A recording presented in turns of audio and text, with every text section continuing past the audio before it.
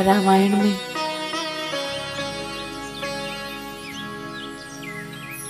जब गरुड़ जी को अभिमान हो गया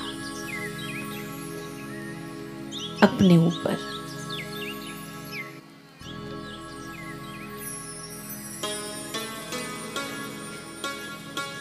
और भगवान के लिए मन में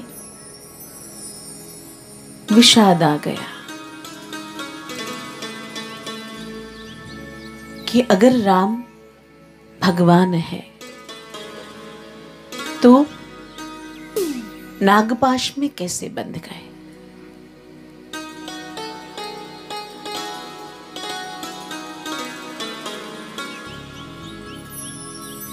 हमने बहुत बार रामायण की, भागवत की कथाएं सुनी है,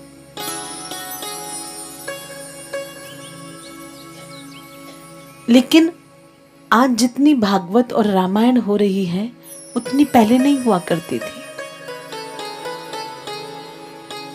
इतनी भागवत और रामायण होने पर भी आज कल्याण नहीं हो रहा है।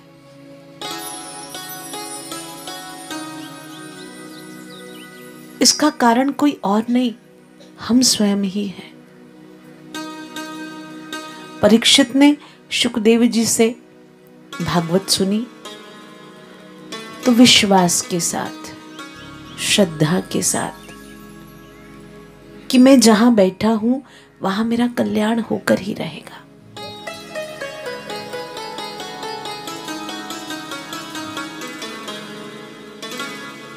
पहले 6 दिन तो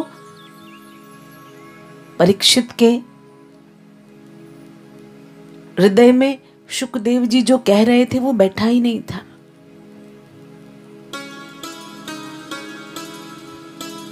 कि ऐसा भी हो सकता है, लेकिन हृदय में एक दृढ़ भावना थी कि पूर्ण गुरु मिला है तो उसकी पूर्णता पे संशय नहीं करना चाहिए मुझे। चित्त विषाद से ग्रसित था। बहुत से प्रश्न थे जैसे गरुड़ जी के जीवन में हुए कि अगर ये राम मेरे विष्णु हैं तो नागपाश में कैसे बंध गए।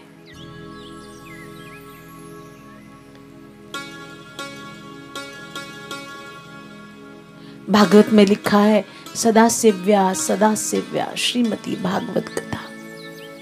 बार बार उसका श्रवण हो, और केवल श्रवण नहीं हो, मनन भी हो।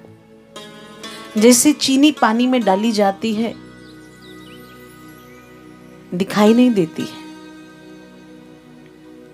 धीरे धीरे धीरे धीरे घुलती जाती है, और एक समय ऐसा आता है कि वो चीनी बिल्कुल दिखाई देनी बंद हो जाती है। हल्के हल्के प्रारंभ में उसके कण दिखाई पड़ते हैं, लेकिन जब वो पूरी घुल जाती है तो वो वहां पर दिखाई नहीं देती है, लेकिन पानी मीठा हो जाता है।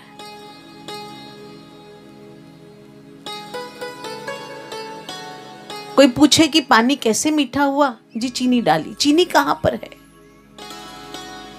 निकाल कर दिखाइए। नहीं निकाल सकता है कोई चाहकर भी उस मीठे पानी से चीनी नहीं निकाल सकता है। ऐसे ही गुरु और शिष्य का संबंध होना चाहिए, भक्त और भगवान का संबंध होना चाहिए। वह हमारे भीतर, हम उसके प्रेम को अपने भीतर ऐसा घोल लें कि जब कहां से जाए, किधर से जाए, हम तो दिखाई ना दे, आने जाने वालों को, मिलने वालों को केवल वही दिखाई दे।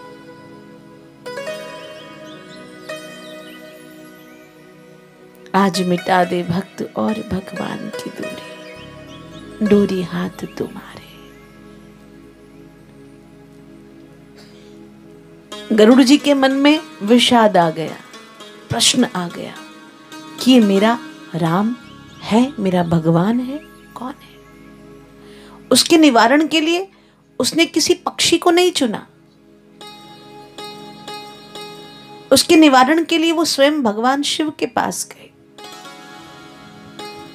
ऐसे ही हमारे हृदय में कभी कोई प्रश्न आए तो हमें अपने मन को ही समझाना है कि नीचे के संग में जाएंगे तो ना जाने और प्रश्न मिल जाएंगे। उत्तर पाने के लिए वहां जाइए जहां से आप संतुष्ट होके आए, जहां से आप और प्रश्नों को इकट्ठा करके नहीं ले आए। गुरु जब जीवन में आते हैं तो हर प्रश्न पे विराम लग जाता है।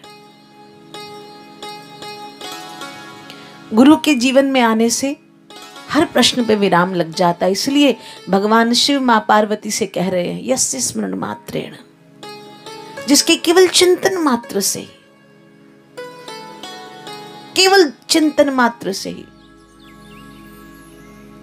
जीवन का कल्याण हो जाता है। केवल क्षण भर में, केवल 1 सेकंड की बात है। यस्य स्मरण मात्रेण, केवल सोचा गुरु के लिए, मेरा गुरु पूर्ण है। और भगवान शिव के पास जब गरुड़ जी गए तो भगवान शिव ने सोचा कि मैं समझाऊंगा तो शायद मेरी भाषा इसे समझ नहीं आएगी, इसीलिए गरुड़ जी को भगवान शिव ने स्वयं, वो चाहते तो उसके विषाद को दूर कर सकते थे, पर अहंकार आया था। और अहंकार हमारा कब खत्म होता है? जब हमें किसी नीचे के संग में बैठना पड़ता है। जब एक सेठ को धरती पे बिठाया जाएगा ना, तब उसे अपनी सही मायने में वैल्यू का पता चलेगा। कह रहे मैं इतनी संपदा का मालिक, इतना कुछ मेरे पास है, लेकिन इसके द्वार पे तो सब कुछ एक बराबर है। सेठ का धन यहां पे काम नहीं आने वाला है। व्यापारी का बड़ा व्यापार यहां पे काम नहीं आने वाला है। क्यों? क्योंकि मेरा ठाकुर जिसे भी मिला है, महले वालों को नहीं मिला है। जिसने अपना सब कुछ, सर्वस्व अपना उसको अर्पित कर दिया। कबीर के पास कोई महल नहीं था,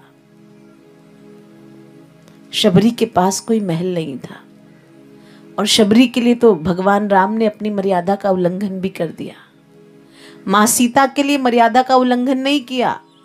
मां सीता के लिए धोबी ने कहा तो फिर भगवान ने अपनी मर्यादा का पालन करते हुए सीता जी को अयोध्या से निकाल दिया। लेकिन शबरी के लिए भगवान ने अपनी मर्यादा का भी उल्लंघन किया। जब 14 वर्ष के वनवास के लिए भगवान निकले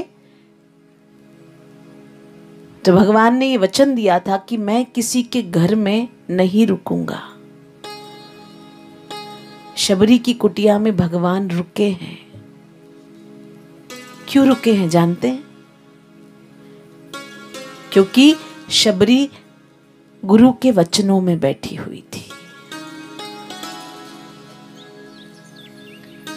गुरु के वचनों में बैठी है शबरी, इसलिए राम को भी झुकना पड़ा।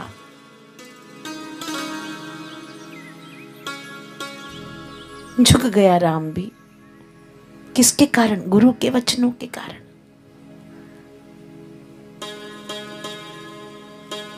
रामायण के पात्र थोड़े अटपटे से हैं, विचित्र हैं। तो जब उन विचित्र पात्रों को राम की कृपा प्राप्त हो सकती है, तो सोचिए आपको और मुझे गुरु की कृपा क्यों नहीं प्राप्त हो।